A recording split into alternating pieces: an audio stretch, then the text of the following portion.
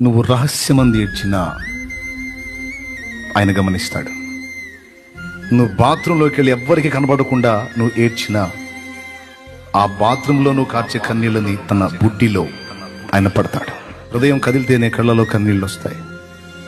నా బిడ్డ గుండె ఎంత బాధపడిందో, నా బిడ్డ ఎంత వేదన పడుతుందో ఈ సమస్యను బట్టి నా బిడ్డ కన్నీళ్ళు వస్తున్నాయి. కొంతమంది బయట కనబడరు, కొంతమంది రాత్రి వేళ పండుకొని దుప్పట్లో ఏడ్చుకుంటూ ఉంటారు, కొంతమంది దిండులో ముఖం పెట్టేస్తారు. ఎవరికి కనపడకుండా సాష్టాంగ పడి బెడ్ మీద పడి దిండులో ముఖం పెట్టి ఆ దిండు తడిచిందాక ఏడుస్తూ ఉంటారు. గుండెలో బాధ చెప్పుకోలేరు, ఎవరికి చెప్పుకోలేరు. ఓదార్చే వాళ్ళు ఉండరు, ఆదరించే వాళ్ళు ఉండరు, ధైర్యపరిచే వాళ్ళు ఉండరు. సమస్యలు చుట్టుముట్టి ఏ విధమైన ఆదరణ లేక కుమిలి కుమిలి కుమిలి కుమిలి సప్పుడు బయటికి వినపడకుండా ఎవరికి అర్థం కాకుండా ఆ దిండులో ముఖం పెట్టేసి ఏడ్చి ఏడ్చి ఏడ్చి ఏడ్చి తర్వాత అక్కడే కళ్ళు దుక్కు చేసుకుని మౌనంగా లేచి వచ్చేస్తారు. ఆ ఏడుపును కూడా ఆయన కనిపెడుతున్నాడు.